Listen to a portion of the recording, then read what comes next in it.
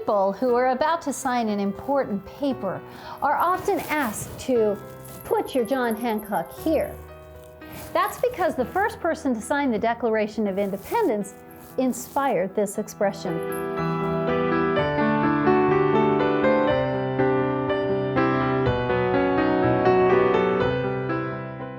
John Hancock. John Hancock.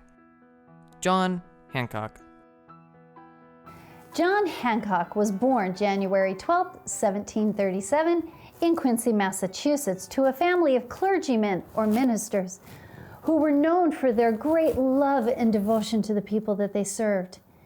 When he was about the age of 7 years old, young John Hancock's father died. But he was luckily adopted by an uncle, Thomas Hancock, who happened to be the richest merchant in Boston and the most enterprising in all of New England.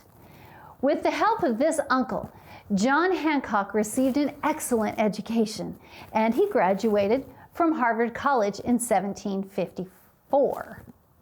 After college, John was a clerk in the counting house of his uncle, and later, while he was on a trip to London to observe the English side of the business, he attended the funeral of King George II and the coronation of King George III, who apparently granted him an audience. Shortly after his return to America, his uncle died, leaving John, who was about 27 years old, his very large business and his princely fortune, which was at the time the largest estate in the Providence. John Hancock continued his life in moderation because many depended upon him as they had depended on his uncle for employment. As a boss and as a provider, he was kind and he was generous. He maintained a high reputation for regularity, industry, honor, and integrity. He didn't allow his inheritance to corrupt his honorable and his respectable reputation, and in fact, actually used it to compound his good standing with those that were around him, which naturally gave him influence in his community and made him very popular. Hancock affiliated with other merchants in protesting the Stamp Act of 1765, and having found that passion about politics, began a long political career the following year. In 1766, he was placed in the legislature of Massachusetts, and this event seems to have given a direction to the future career of his life. This meant that he became associated with men of great political distinction, acute determination, and patriotic feeling. In such an atmosphere, the genius of John Hancock was quickly realized. It was during this time that soldiers and the citizens would often fight. These fights soon broke out into acts of violence. Well, a very sad experience happened on the evening of the 5th of March of 1770. A small party of British soldiers were attacked with balls of snow and other weapons. The soldiers fired upon them by order of their commanding officer, and a few were actually killed, and others were severely wounded. From a snowball? Well, although the citizens did start at this time, the whole of the town wanted satisfactions for the wrongs that had been done. Samuel Adams and Mr. John Hancock asked for an assembly of citizens to meet the following day, and they formed a committee to demand the governor to remove his troops. Of this committee, John Hancock was the chairman. This sad experience is actually termed the Boston Massacre. The bodies of the slain were buried with a large amount of public grief. Mr. Hancock was asked to give an address. How dare you tread on the earth which has now drunk the blood of the slaughtered innocent shed by your hands? How dare you breathe the air which wafted to the ear of heaven the groans of those who fell as sacrifice to accursed ambition? And you must lift your hands, now red with the blood of those whose death you have procured or caused. At the tremendous bar of God, let this sad tale of death never be told without a tear. Can you believe that previous to this address, there were actually doubts by some people as to the perfect patriotism of Mr. Hancock? Not after that speech. It was said that the governor of the province had endeavored to attach Mr. Hancock to the royal cause. His fortune was princely. His mansion displayed the magnificence of a courtier rather than simplicity of a mere republican. Gold and silver embroidery adorned his garments, and on public occasions, his carriage and his horses and his servants in the livery emulated the splendor of the English nobility. Mr. Hancock from this time became an enemy to the royal governor and of his people. As Mr. Hancock was very close to the Republican Party, he now became an object of some importance to the royal governor to get possession of Mr. Hancock and of Samuel Adams. And this led to the expedition to Concord, which led to the Battle of Lexington, which opened the Revolutionary War. When the first Provincial Congress met in 1774, John Hancock was unanimously elected as its president, as well as the chairman of the Vital Council of Safety. When the Second Provincial Congress met in 1775, they elected him to the presidency of the Continental Congress. In this body were men of superior genius to him, such as Franklin, Jefferson, Dickinson, and many, many others. But the proclamation of Governor Gage wanting Hancock and Adams had given these two men great popularity and gave enough reason for the Continental Congress to express their respect for them in electing John Hancock to the presidential chair of that Congress. On April 18th, only 3 days after the Provincial Congress adjourned, British troops marched into Boston to seize rebel stores at Concord. Having been warned of their approach during the night by Paul Revere, John Hancock and Samuel Adams fortunately made their escape. But it was only at the moment that the British troops entered into the house where they were lodged. These two men avoided Boston and hid in various places for 2 weeks before proceeding on into Philadelphia. Following this, Governor Gage issued his proclamation, offering a general pardon to those who should give proper penitence for their opposition to the royal authority, except the above two gentlemen, whose guilt had placed them beyond the reach of the royal mercy. John Hancock's and Samuel Adams were the two most wanted men in the colonies by King George III. John Hancock signed the Declaration of Independence on the 4th of July, 1776, at the age of 39, firmly cementing his standing in opposition to the British during the American Revolution.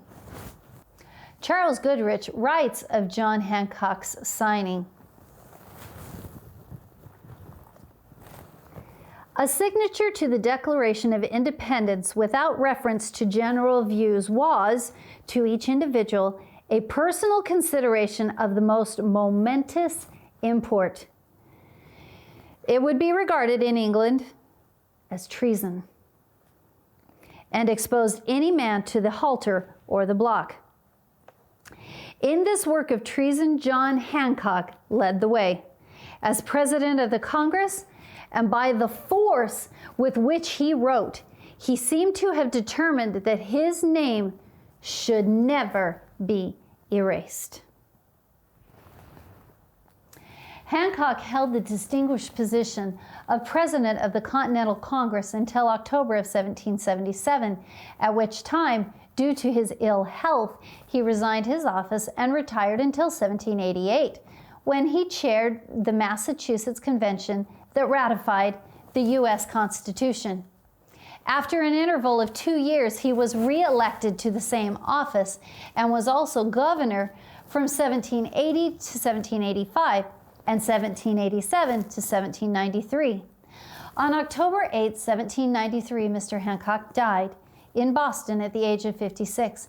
His funeral was one of the most impressive ever held in New England. It culminated in burial at Old Granary Burying Ground. His character and habits of Mr. John Hancock throughout his life were always on the side of virtue. He was kind and he was courteous. He claimed no superiority from his advantage and manifested no arrogance on behalf of his wealth. Many examples of his generosity of character are recorded. It is said that in times of distress, hundreds of families were daily fed from his kindness. No one spent more wealth or will ever spend a greater sacrifice promoting the liberties of his country. Charles Augustus Goodrich writes of Mr. Hancock, "To a young man, only 27, this sudden possession of wealth was full of danger, and to not a few would have proved their ruin. But Mr. Hancock became neither giddy nor arrogant nor profligate.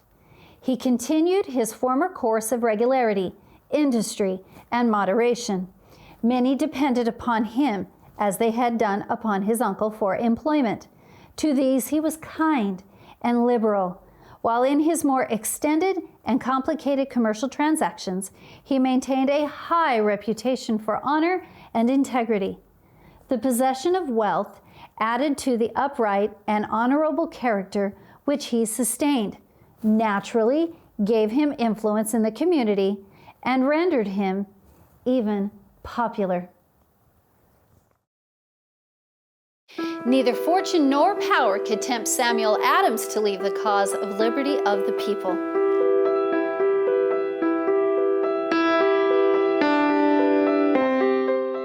Samuel Adams. Samuel Adams. Samuel Adams. Samuel Adams was born on September 22nd, 1722, in Quincy, Massachusetts, to a family of faithful Puritans. Samuel attended Harvard University, where he stood out for his classical and scientific achievements. He went on to get his master's degree in 1743 at the age of about 21. Samuel began the study of law as his father wanted, but his mother wanted him to work as an accountant.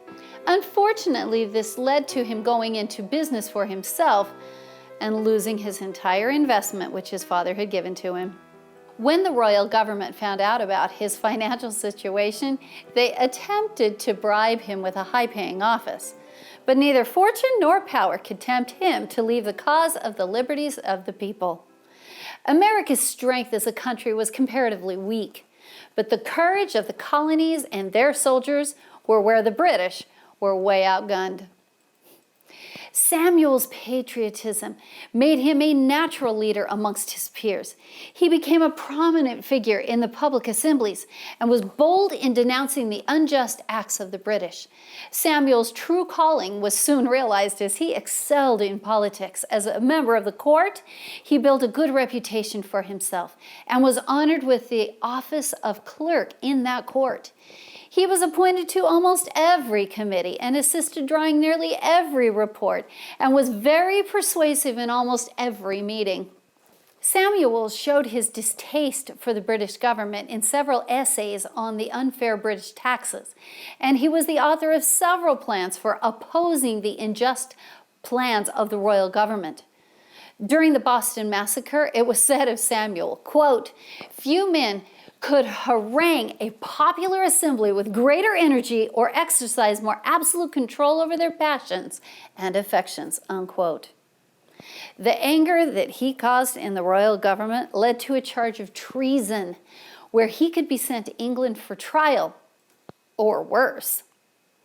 The governor wrote, quote, "I do hereby in his majesty's name offer and promised his most gracious pardon to all persons who shall forthwith lay down their arms and return to the duties of peaceable subjects. Excepting only from the benefit of such pardons Samuel Adams and John Hancock, whose offenses are too flagitious a nature to admit any other consideration but that of condign punishment," unquote. They were singled out of all the patriot leaders of the time. Samuel was a member of the First Continental Congress, which assembled in Philadelphia on the 5th of September, 1774 to 1781. And during this period, no one was more persistent or more determined than Samuel was. He foresaw that this situation would probably not be resolved without bloodshed, predicting what would ultimately be the Revolutionary War. In a letter written from Philadelphia to a friend in Massachusetts in April of 1776, Samuel said, quote, "I am perfectly satisfied of the necessity of a public and explicit Declaration of Independence.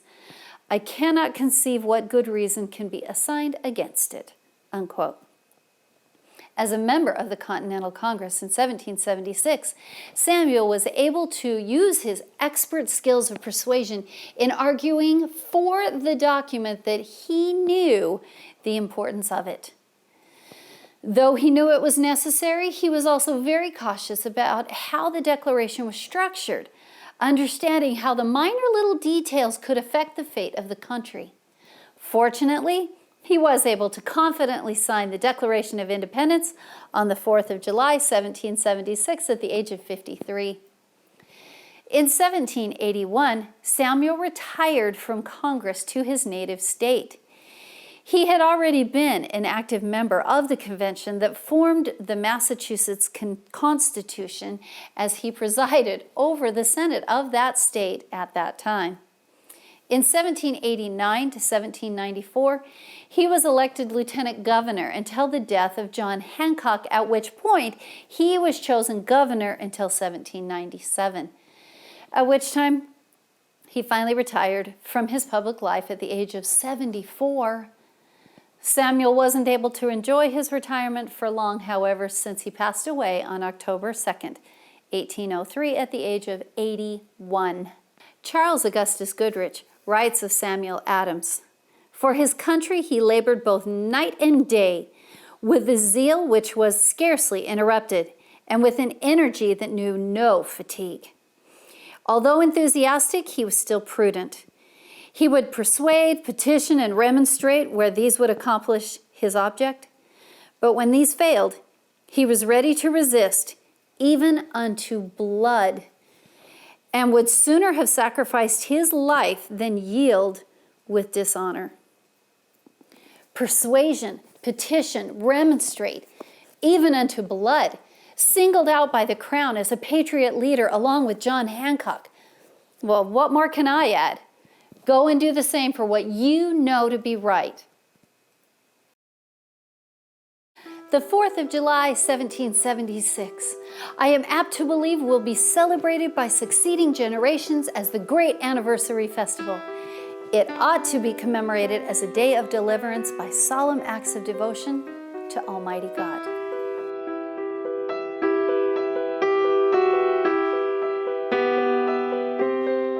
John Adams. John Adams. John Adams. John Adams was born on October 19, 1735 in Quincy, Massachusetts, to a family of devout Puritans. From a very early age, John, like his older brother Samuel, loved reading and gaining knowledge, and John wouldn't stop until he fully comprehended his topic of study. Looking for an outlet for his years of study, John naturally chose to pursue a career as a lawyer. After graduating from Harvard College in 1755, John worked under a local lawyer until he felt confident enough to be admitted to the bar and start his own practice, which he did in 1758. By this point, however, John had already started considering transitioning over into politics, which was a very popular move for the young patriotic lawyers at the time. As a patriotic leader, John called upon the people to defend and study and understand their rights and privileges. Quote, "Let the public and government and the means of preserving the good and demolishing the evil, spreading and distributing far and wide the ideas of right and the sensations of freedom," unquote. He predicted the increase of population in America and that the American naval force would defy all of those in Europe. Quote, A few people came over into this new world for conscience sake. Perhaps this apparently trivial incident may transfer the great seat of empire into America, unquote. He warned the only way to keep us from setting up for ourselves was to disunite us. John moved to Boston in 1766, and in 1770, the Boston Massacre occurred. At the time, John defended the British. This was a severe test of his professional firmness, for he was well aware of the public's anger against them. And this threatened his job, since he was a representative of Boston, an office which depended entirely upon popular favor. The trial that followed was instrumental in showing Britain that American patriots were not a mob, but resolute and determined men who could constrain themselves even in difficult situations. John was appointed a member of the Continental Congress from Massachusetts in 1775. As the Continental Army was being formed, John was a key influential advocate for naming George Washington as its commanding general. The following year, in 1776, John was elected to the committee that would prepare the Declaration of Independence itself, alongside Thomas Jefferson, Benjamin Franklin, Roger Sherman, and Robert Livingston. At the time, the list of people assigned to the committee would be arranged by the number of votes that each person received from Congress. In this case, John was listed second, following Thomas Jefferson himself, and even before Benjamin Franklin. This just shows how important his presence on the committee was to his peers in Congress. On July 2nd, the Declaration of Independence was formally adopted by Congress, and just 2 days later, John was able to sign the document on the 4th of July, 1776, at the age of 40. John described the occasion himself in a letter written the day following to his wife. Quote, "Yesterday, a resolution was passed without one dissenting colony that these United States are, and of right ought to be, free and independent states. The 4th of July, 1776 will be memorable in the epic history of America. I am apt to believe it will be celebrated by succeeding generations as the great anniversary festival. It ought to be commemorated as a day of deliverance by solemn acts of devotion to Almighty God." Unquote. During the remainder of the year of 1776 and all of 1777, Mr. Adams was very occupied with Congress. He served as a member of 90, yes, that's right, 90 different committees, and was the chairman of 25 of those. He was so useful in various ways that at the close of the year, Congress honored him with a vote of thanks for his attention to the interest and honor of these United States abroad. Mr. Adams would spend the next decade abroad serving his country and negotiating important agreements with foreign countries. Finally, in 1789, John returned home to enjoy the country he had been so instrumental in establishing. The new government was going into operation, and John was elected Vice President of the United States in 1788, serving under George Washington for both of his terms. After his term was closed, a very close presidential race took place between John Adams and Thomas Jefferson. Ultimately, John was elected president, beating his opponent out by only 3 electoral votes. In March of 1797, these gentlemen entered upon their respective offices as President and Vice President of the United States. At that time, the candidate who lost the election would be assigned as the Vice President, but Thomas Jefferson was the next president elected in 1801. Upon retiring from the presidency, John moved back to his childhood home in Quincy, where he spent the remainder of his days very quietly. The day that John finally passed away was the same day on which his former vice president and political rival, Thomas Jefferson, also passed away. Coincidentally, that day was the 50th anniversary of the Declaration of Independence, which both of them had authored together so many years prior. Just hours before his death, John was asked to give a toast, since it was the 4th of July after all. His mind thought back to 50 years before, when he had solidified the Declaration of Independence, and with the very same spirit, he then raised his hand and exclaimed, "Independence forever!" At 4 o'clock that afternoon, he died at the age of 90. Mr. Jefferson had just departed a few hours before him. Charles Augustus Goodrich writes of John Adams, "He lived to behold those principles of civil freedom which had been developed, established, and practically applied in America, attract attention, command respect, and awaken imitation in the other regions of the globe. As well did he exclaim, 'Where will the consequences of the American Revolution end?'"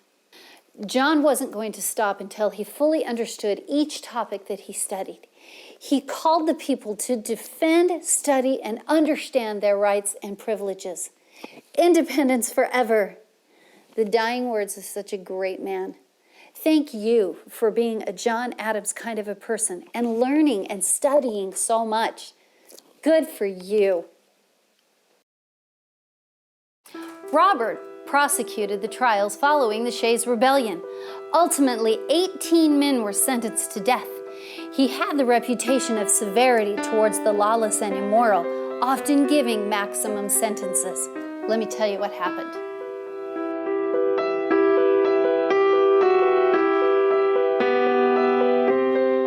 Robert Treat Paine. Robert Treat Paine.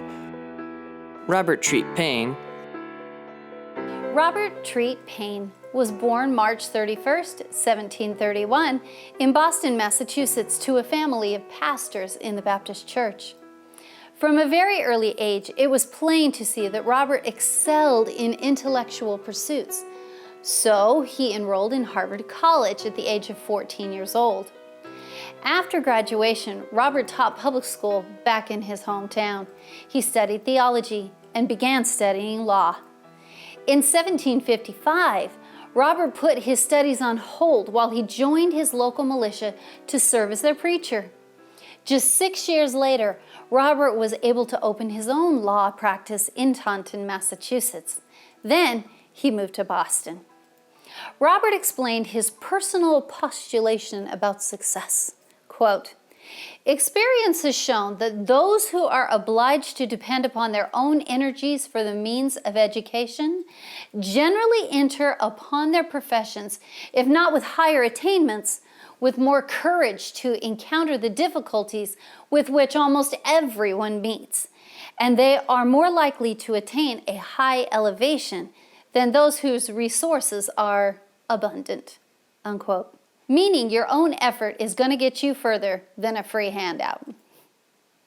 After building his reputation and having been involved in the Boston Massacre trials as well as many other political appointments, Robert was elected to the Continental Congress in 1774. After 2 re-elections to this position and one very important vote in favor of American independence, Robert was able to sign the Declaration of Independence on the 4th of July, 1776, at the age of 45. He was then able to help his country by procuring the munitions and the powder for the Continental Army. In the following year of 1777, Robert began his services as Massachusetts Attorney General. During his time at that prestigious position, he was able to participate in the committee that drafted his state's constitution. One notable case that he prosecuted was the trials following Shays' Rebellion. Ultimately, 18 men were sentenced to death, but most of them were successfully appealed, eventually. After a successful 13-year career as Attorney General, Robert was finally able to serve as a justice to the state Supreme Court. Now, Robert had the reputation of severity towards the lawless and immoral. He was severe and would give maximum sentences often.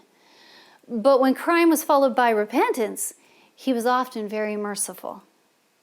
14 years after he took his seat in the court, Robert finally retired in 1804 to enjoy his time at home. Finally, at last, he was able to put his mind to rest after a long and successful career. In 1814, Robert finally passed away at the age of 83. Though we don't know what caused his death, we do know that his mind remained unimpaired until the very end. Charles Augustus Goodrich writes of Robert Treat Paine. Judge Paine was a firm believer in the divine origin of the Christian religion. He gave full credence to the scriptures as revelation from God, designed to instruct mankind in the knowledge of their duty and to guide them in the way to eternal happiness. I like the idea of severity towards the lawless and immoral, but when the desire to repent and improve themselves was shown, that's when his mercy kicked in. Let me help you in any way that I can. Now that is a great example of true love and service. If every man here was a Jerry, the liberties of America would be safe against the gates of earth and hell.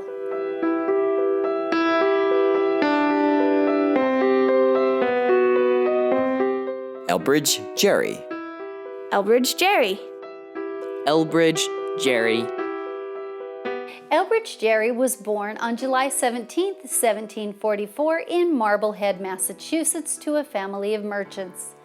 Since his family was very well off, Elbridge was taught at home by private tutors before enrolling in Harvard College, not yet a university, around his 14th birthday.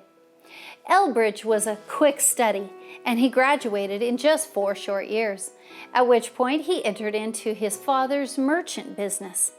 And in 5 short years, the family business had grown and grown so much that the Gerry family became one of the most prominent families in the whole colony.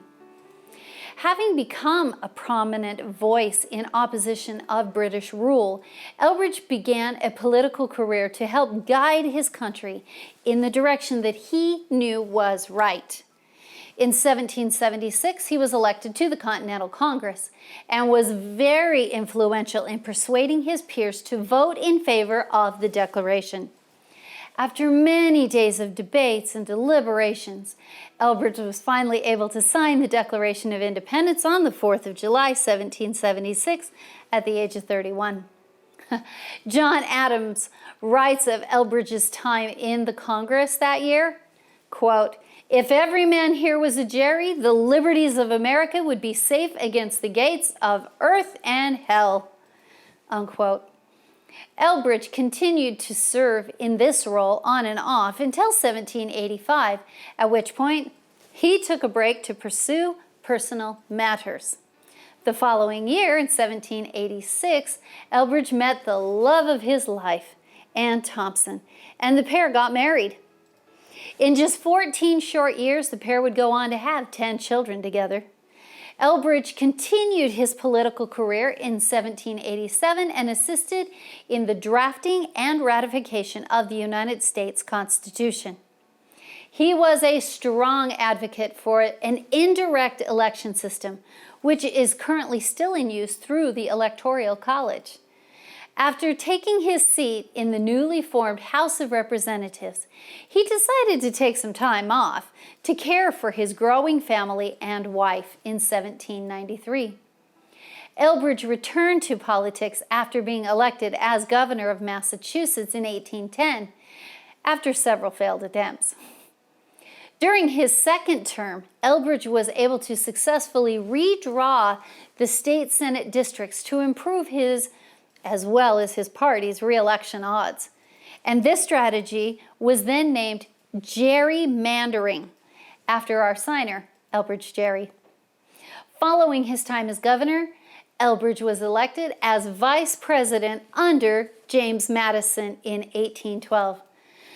But unfortunately, he wasn't able to finish out his term due to his own poor failing health, which overcame him on November 23, 1814, while he was serving in our nation's capital. He was 68 years old at the time.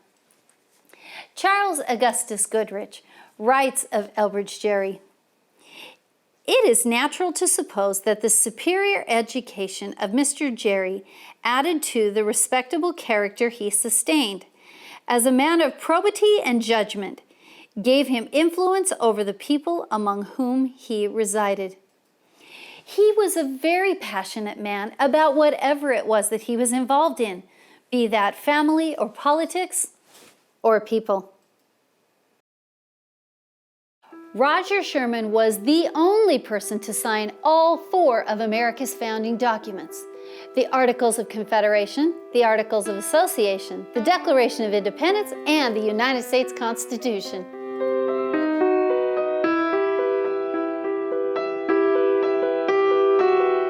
Roger Sherman. Roger Sherman. Roger Sherman.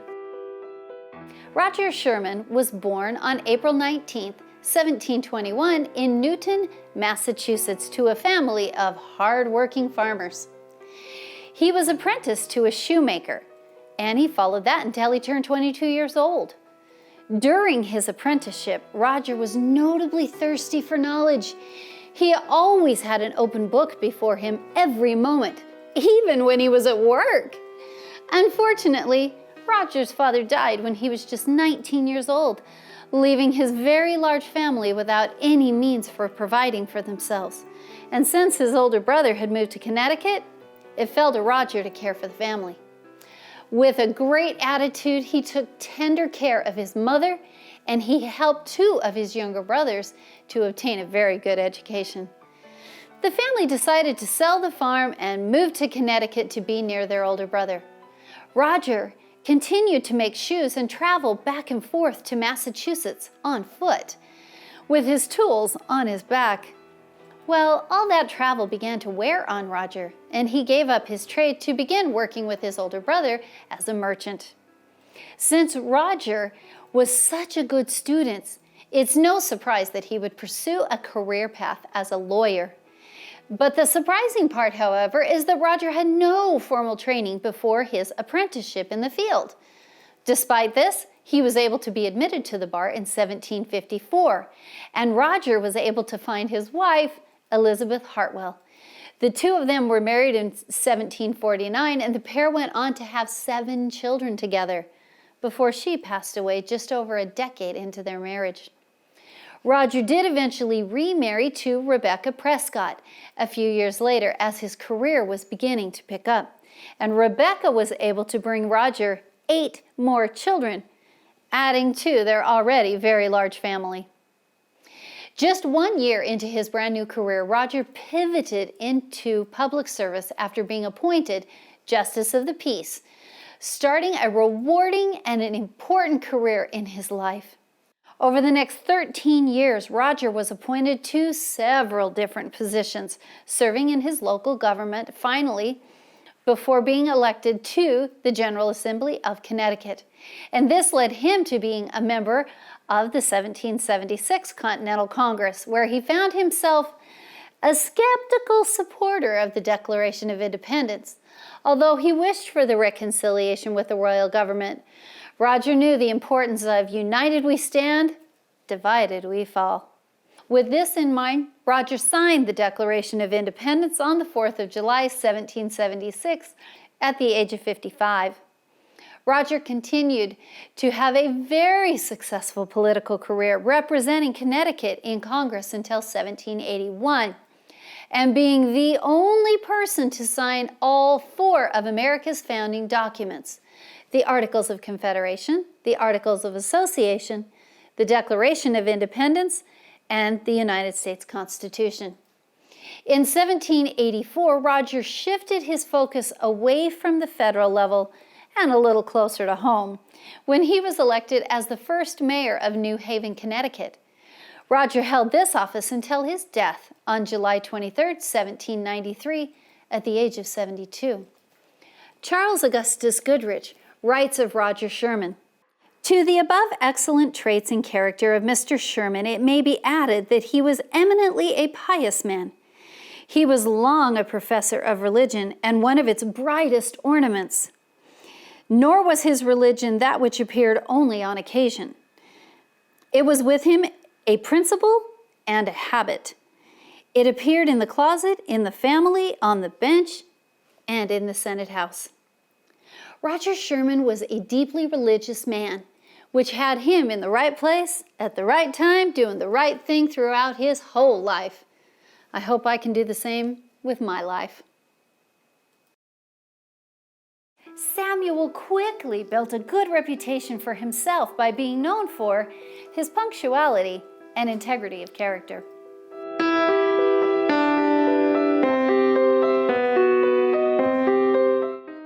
Samuel Huntington. Samuel Huntington. Samuel Huntington. Samuel Huntington was born on July 16, 1731 in Windham, Connecticut. Since he was the oldest son, his father needed his help around the farm, and Samuel's formal education was limited. But luckily, Samuel's father was a very smart man and taught his son everything he knew while they worked together in the fields. About the time Samuel turned 21, he began studying law. And with the help of a local lawyer, a few years of diligent study, Samuel was ready to be admitted to the bar and was able to set up his own practice in his hometown. Having established himself in a good career, it's no surprise that Samuel would find a good and a caring wife very easily. Samuel married Martha Devotion. I just love that name. In 1761, and although the pair wouldn't have any children of their own, they did end up adopting a niece and a nephew when Samuel's brother passed away. Samuel quickly built a good reputation for himself, being known for his punctuality and his integrity of character. Since all of these traits would make a perfect politician, Samuel began his political career in 1764. After proving his worth in Connecticut, Samuel was elected to represent his home in the Continental Congress in 1775. Just 1 year later, Samuel was able to sign the Declaration of Independence on the 4th of July, 1776, at the age of 44. In 1785, Samuel was elected to Lieutenant Governor of Connecticut. The following year, Samuel took over the position as governor and served faithfully in this role for over a decade. The only thing that could keep Samuel from serving his country was his death on January 5th, 1796, at the age of 64. Charles Augustus Goodrich writes of Samuel, "To strangers he might appear formal. He possessed a dignity and a natural reserve which repressed the advantages of all, except for his intimate friends. But to these he was ever accessible and pleasant. Few men ever possessed a greater share of mildness and equanimity of temper." Samuel was a lucky boy to have been able to spend his childhood learning from his father in the fields. Listening to older people and their amazing experiences is one of the best educations that you can give yourself. William learned an important lesson during his time while fighting under the British command. He quickly realized that his British comrades did not share the same patriotic passion that he did for his homeland.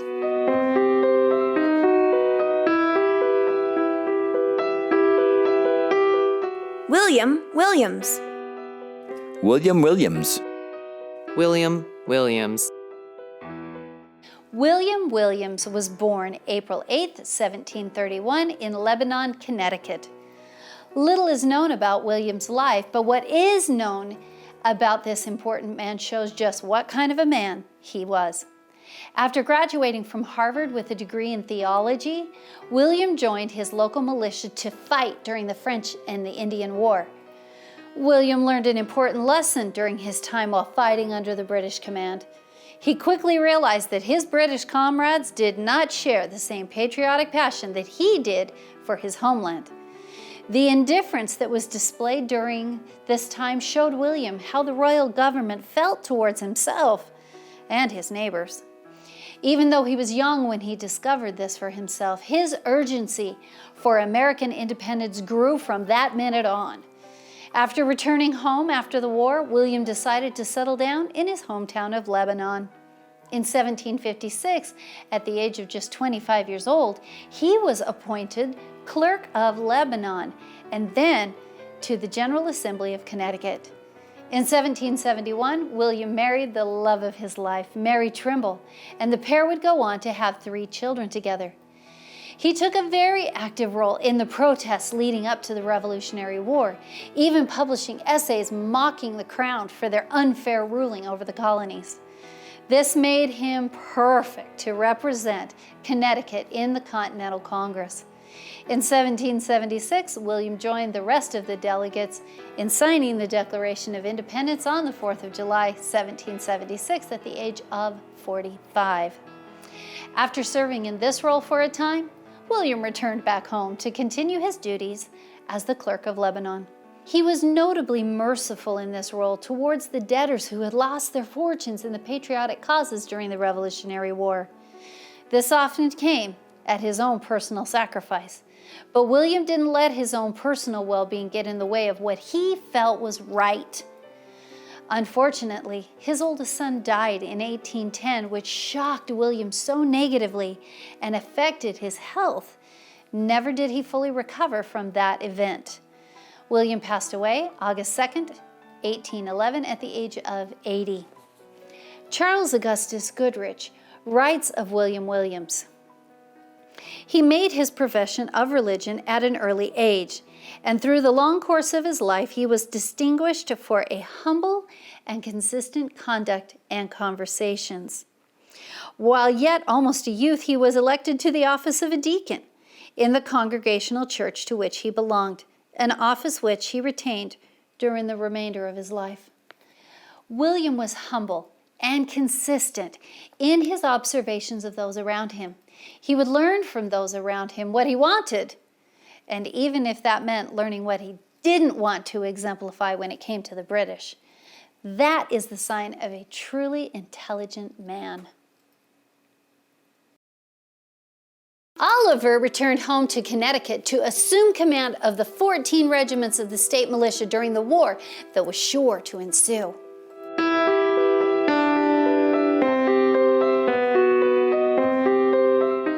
Oliver Wolcott.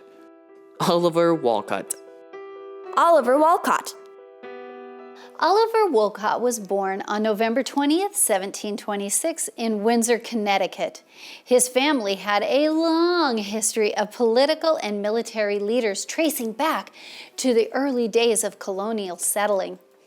While wanting to make his family proud, Oliver attended Yale and graduated in 1747 at the top of his class.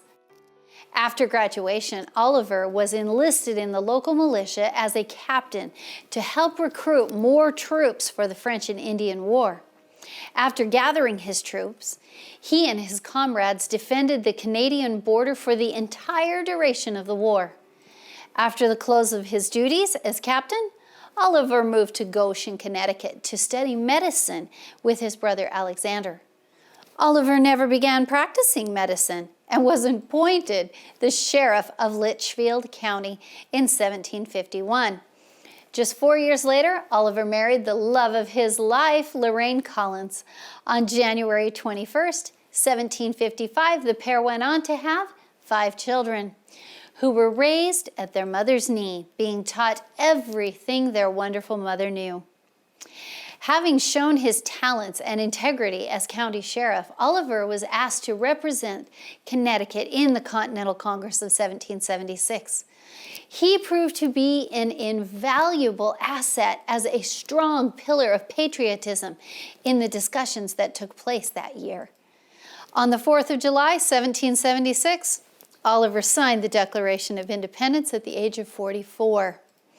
Immediately after the document was adopted, Oliver returned back home to Connecticut to assume command of 14 regiments of the state militia during the war that was sure to ensue. And sure enough, Oliver found himself in an important position during a very important war.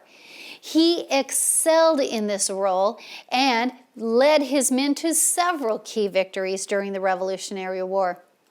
In 1786, Oliver was elected Lieutenant Governor of Connecticut, an office that he would hold for over a decade. After finishing in this role, Oliver was elected governor for the next 2 years, and the only thing that could remove him from his service to his country was his death on December 1st, 1797, at the age of 71. Charles Augustus Goodrich writes of Oliver, "He was an old man and full of years, and went to his grave distinguished for a long series of service, rendered both to his state and nation. The memory of his personal worth, of his patriotism, his integrity, his Christian walk and conversation will go down to generations yet unborn." That's us. Now, earlier I mentioned also about Oliver's wonderful wife, and Reverend Charles Augustus Goodrich wrote of her that few women were better qualified for the discharge of domestic duties than was Mrs. Walcott. During the long absence of her husband, she superintended the education of her children, and by her prudence and her frugality administered to the necessities of her family and rendered her house the seat of comfort and hospitality. What an amazing tribute to an amazing man and an amazing woman.